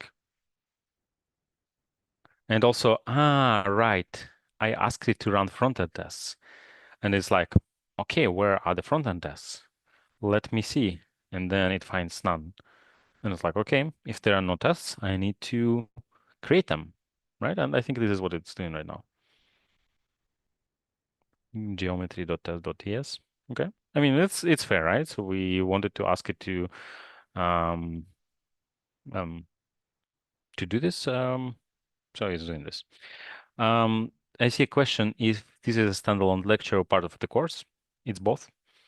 It's a standalone lecture that you can use if you want to deploy any application you want. But if you want to learn more about AI native development and how can you use AI tools to be a more productive developer, you can take the entire course. Right. So right now this is part number 3, where we talk about deployment, and you don't need to take any other modules to do this. But yeah, in the next lesson, in the next video, what I want to do is add DevOps stuff to that, right? So we will have prod and def environment, we will have observability, We will collect metrics, we will add logs, and we will also have AI as the first line of support. When something breaks, AI will automatically fix it. So if you're interested in this, you can also continue watching. I already showed here, this is our website, AI Dev Tools. So you can sign up for the course using this link. Right? Okay. So the tests are being done. So what is happening here?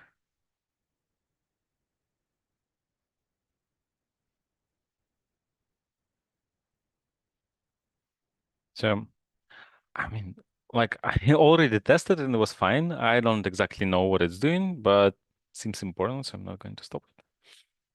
Switching Caddy to the domain. Ah, right. Yeah, because I asked it to use my DTC dev, right? That's why it's doing this.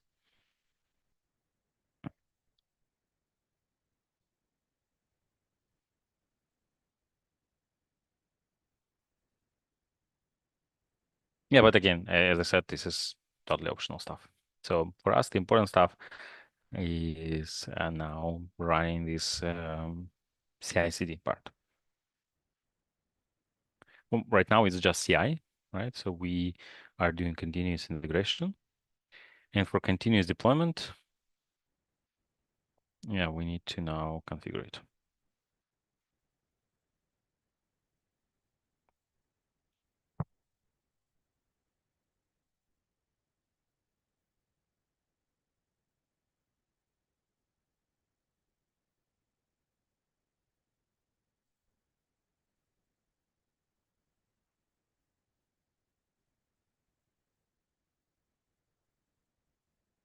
Yeah. But when does it finally plan to? Okay. So we have GitHub, workflows, CI. Cool. And here we have backend tests. So this is going to be our first job. We first run backend tests. Then we run front-end tests. Okay, this is a separate job. Then we run integration and end-to-end tests. So it waits till backend and front-end are done, and then runs these integration tests. Right, so it sets up. So first it runs integration tests, and then it runs end-to-end tests. And finally, deploy. Well, I did not ask it to do this, but it still figured this out. Interesting. I mean, technically, it's good, right? So this is what I wanted to ask separately. But even though I did not ask it to do deploy, I only asked it to do continuous integration, not continuous deployment. It still thought it's a nice idea to edit. Okay. Maybe I accidentally added something. I don't remember. And sometimes it's a bit frustrating then it's making decisions I didn't ask for. You observed it already multiple times, right?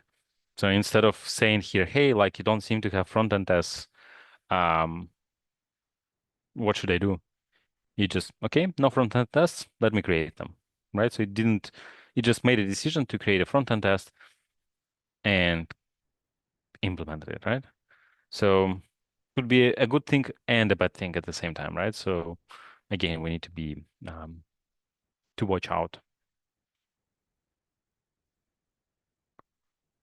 But yeah, here it's I don't know if it's okay. It actually did it in the way I wanted. So now I wanted to talk about this continuous deployment. So the way it works, so the way we did it is I gave my agent admin permission, and I said, but this is only temporary.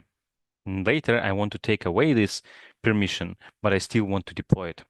And when I deploy, so what happens in GitHub Actions, there is a machine, right? So this machine needs to have access to our EC2 instance, right? So there is our EC2 instance.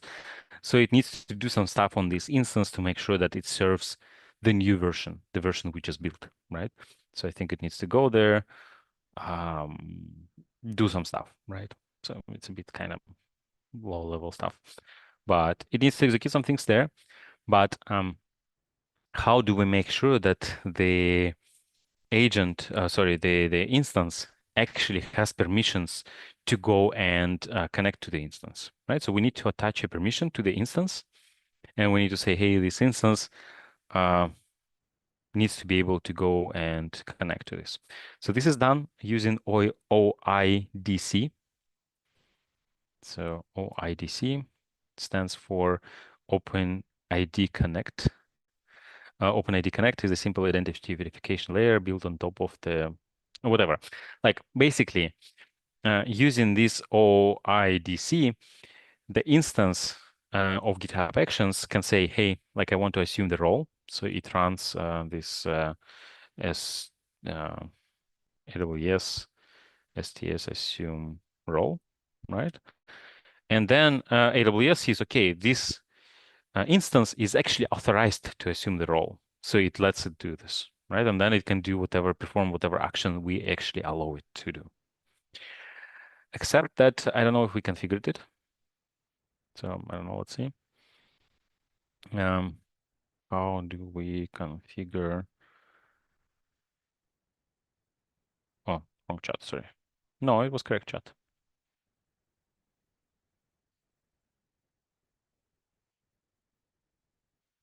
Okay, so this thing works. So then there are some end-to-end tests that we run. Cool. So this thing is still there. I'm just curious if now I create test number 1 and I click share. I want to see, yeah, so the share link goes to this. That's really cool.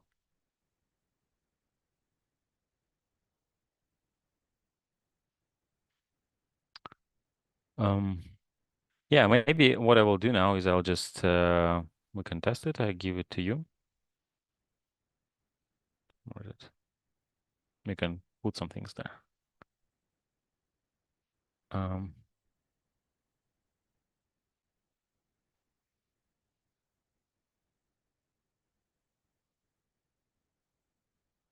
so this is where you can play around. And in the meantime, I want to check what is happening with our OIDC. Identity provider. So a lot of text. So what I want to do is add it to our CloudFormation stack. So I want to have the role that this instance assumes. I want to define it in our CloudFormation stack.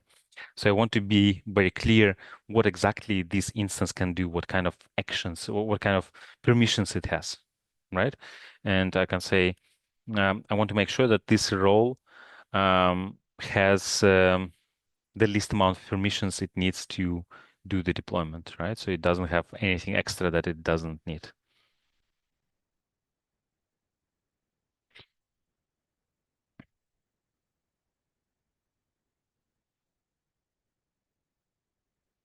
And then if I go now to deploy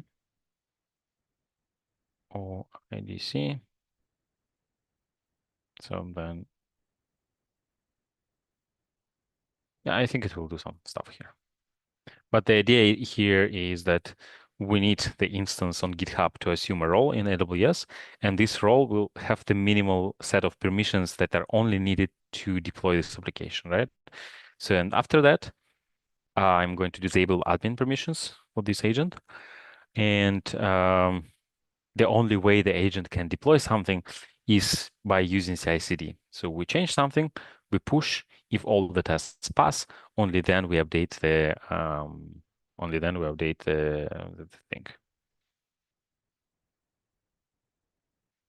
So did anyone of you try to do something? I'll try it from my phone. I don't know if it will work. No, it doesn't work from my phone. Or what if I use desktop version on my phone?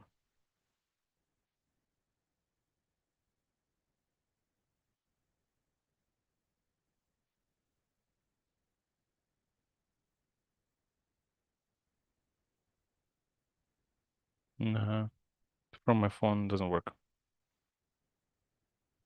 Too bad. Okay. So let me go back to. So it's doing this OIDC thing.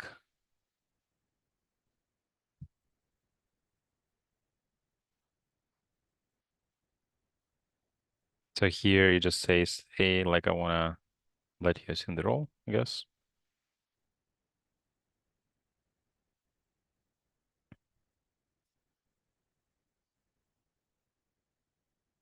We're almost done. So it's deployed. Let's commit everything.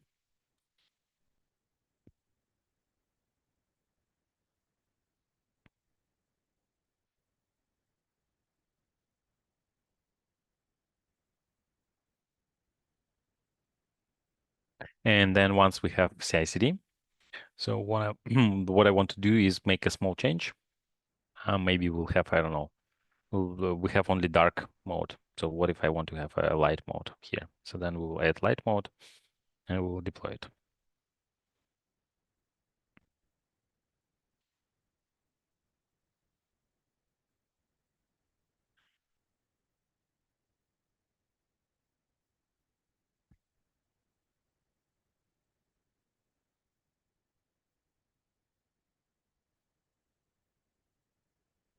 And then when I said, like we need to configure this CI/CD, right? And then deployment happens through CI/CD, but we need to deploy a few times through a CI/CD to make sure everything works. And only then we take the permissions from the agent. We don't let agent, we don't give the agent access to AWS anymore.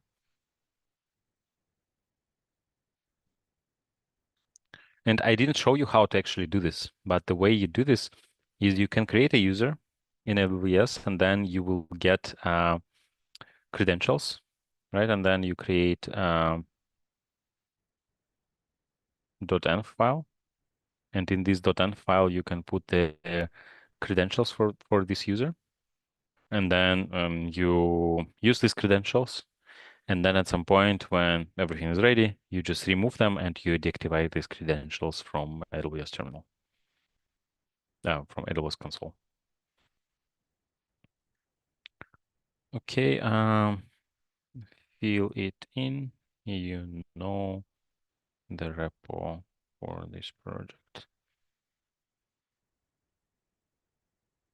Then commit and check that CI/CD runs.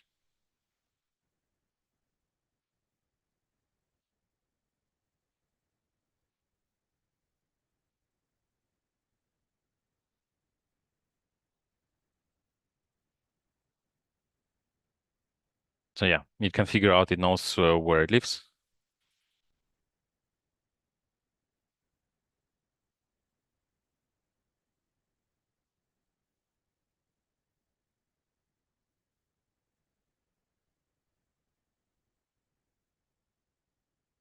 So now it will run CI/CD.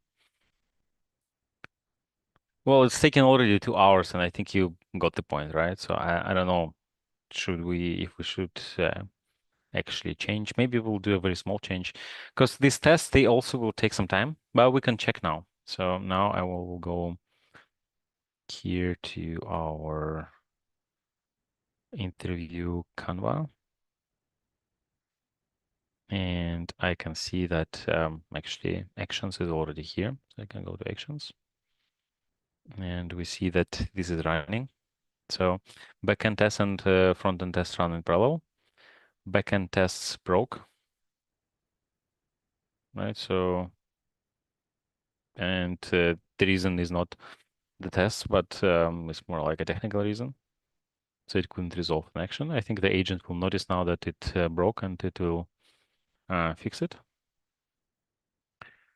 Front-end tests seem to work fine. So just backend test passed, failed. Right, so front-end is fine, backend is not fine. So now, and because this one depends on backend test passing, nothing's happening. Yeah, Now it recognized that. So now it will do a few iterations. It will fix things. And this is the part that can take some time, right? Because the way to debug CI/CD in GitHub is not the most pleasant one. You need to make change. You need to push it. You need to watch it on actual GitHub actions. And you repeat it until it works, right? So this part can take some time. So this is the part where you can just go and have some tea while it's figuring this out. So I think just for the sake of completeness, I actually do this. Let me check my calendar. Yeah, I still have time. Yeah, the main part of this lecture is already, of this lesson is done.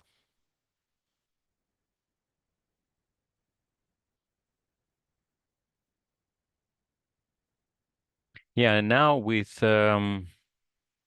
this pace, with this speed, I think the next lesson might also take 2 hours, not 90 minutes.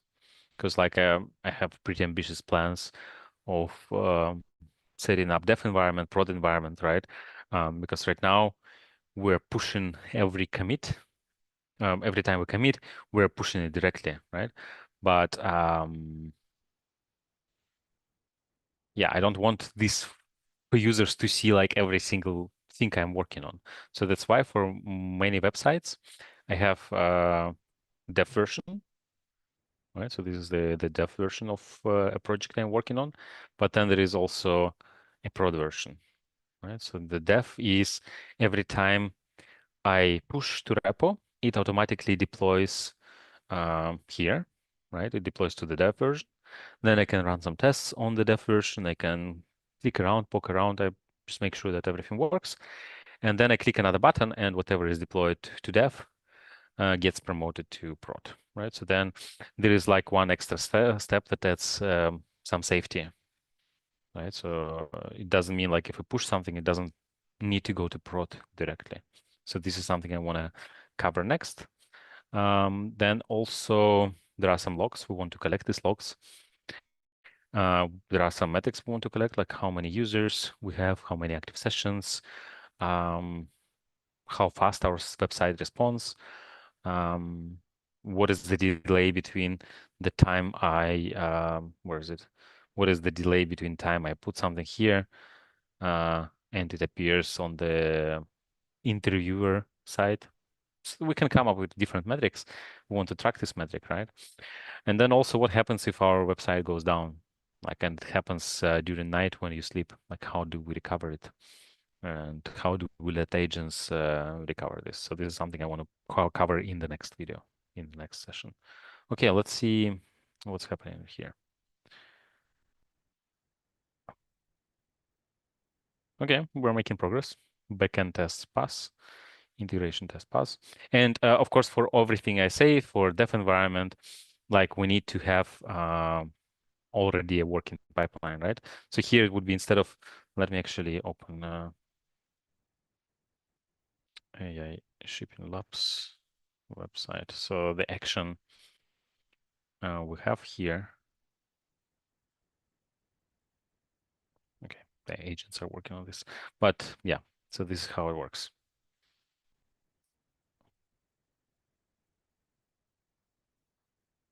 Okay, come on, load. Yeah, so there are some things that run, right? And once they run, I deploy to dev, and then there is a separate job, separate action, manual production deployment. Whatever is running in dev gets deployed to prod.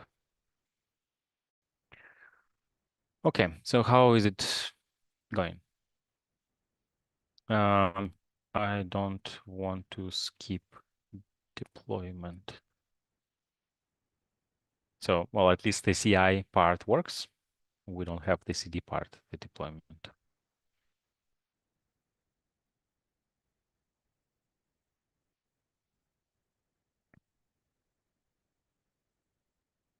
Let's do this. Have a sub agent. So I'll use dictation mode. So I want to do a small change. So And I want to make sure that when we make the change, this change is automatically deployed. So let me see what we can change.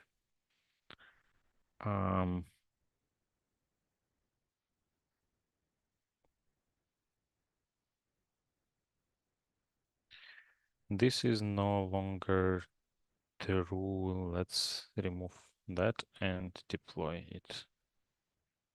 Because we can see the backend is mocked in the browser, but it's not mocked. We already, 1 week ago, we fixed it, right? So how about we make this change, right? And then we deploy them. So initially I suggested to add light mode, but it would take much more time. So now, yeah, it just removes this. And then I want to see that we can do it through CI/CD. So I have a thing that doesn't let the agent have indefinite access to the admin account, and now it expired. You can continue. I gave you access. And if you're interested how it works, I'll share it with you right now. Okay, this looks strange. Anyways.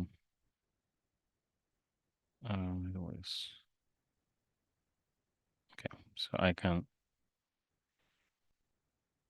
share this with you now.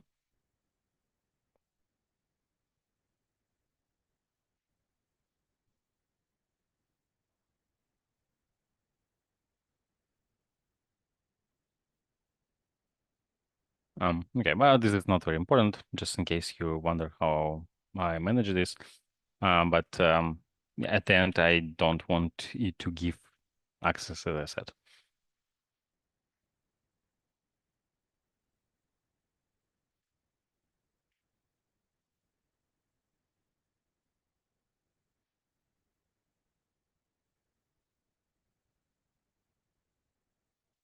Okay, I wish I could rewind this somehow.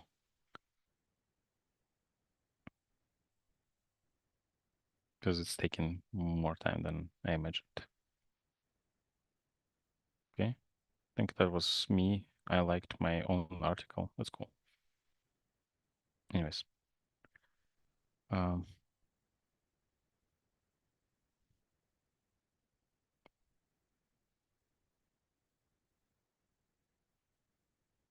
Yeah, taking some time.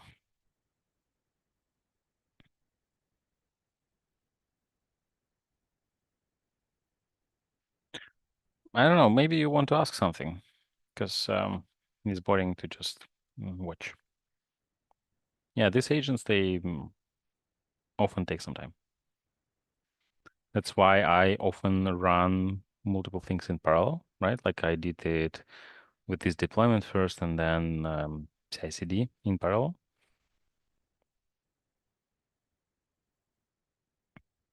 But if you think about this, what if you wanted to do this without any agent support? It would have taken ages, right?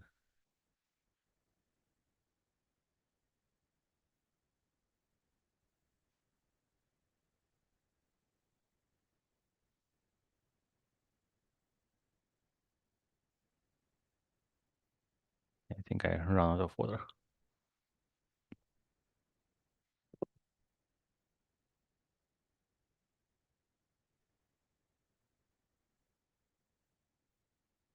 While it's doing, maybe there's another thing worth mentioning.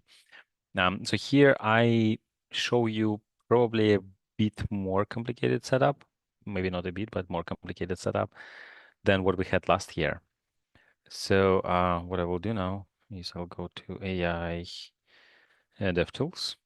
And if you go to last year, so it cohorts 2025, and then there is this module end-to-end.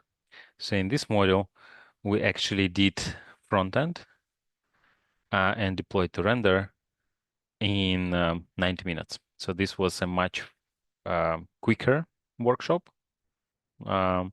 We did fewer things, and probably my explanation was detailed, but it was different, less detailed. I mean, it was different.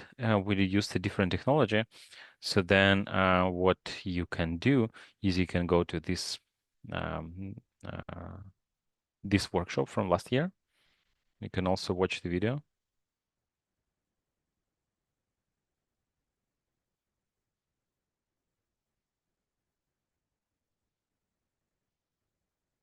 Okay, so I think this is the wrong video. Ah, here, front end.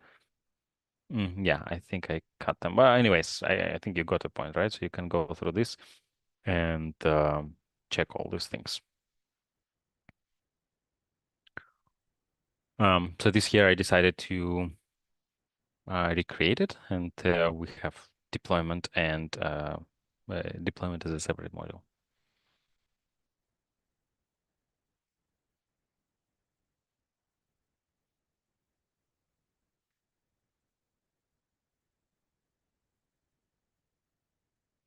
Okay, I think you believe me that everything is going to work, right? So one important thing at the end that I will do is here cleaning up. So I will ask the agent to stack name will be different, right? So the stack name we use is this one, SDIP. So I'll just replace this interview canvas with this because I want to delete all the resources that I created. I don't want to pay $19 per month, right? So we'll delete this. And I already told you what we are going to cover in the next video.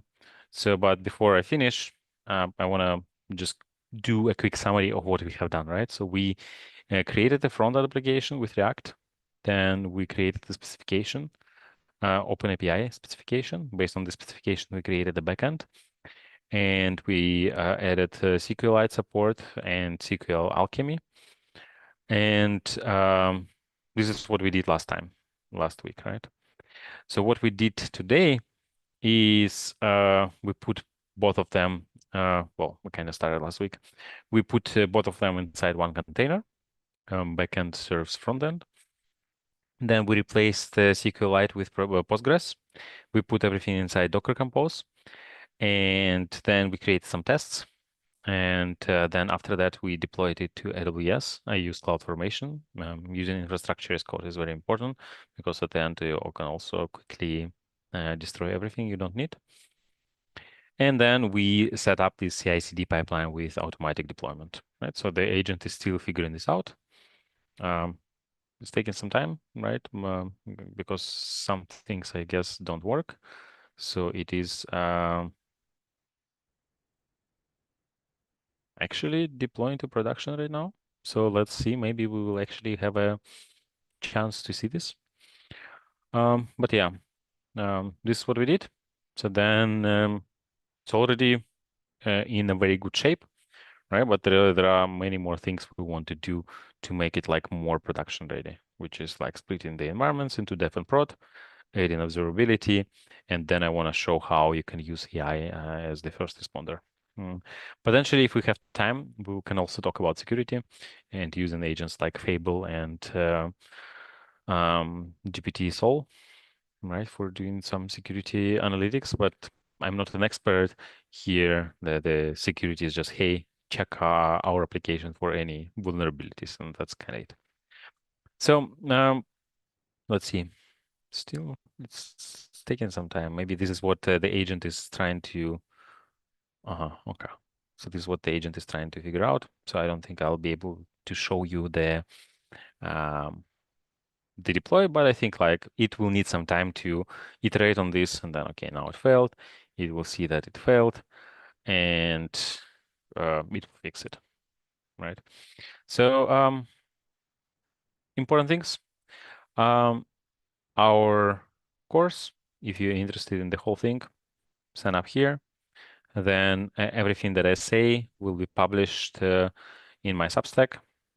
Here in these articles, you see everywhere subscribe. Click on this. You'll get a lot of interesting things that I write about, like not only the course content, but also other things. Like, for example, today, or not today, on Saturday, I published an article about getting an AI engineering job. So if you're interested in checking, you can check it. Yeah. Well, that's more or less it for today. It took 45 minutes more than I expected, but I hope it was still useful. Don't forget to delete the stack after you finish, and have fun using AI for development. So bye, everyone.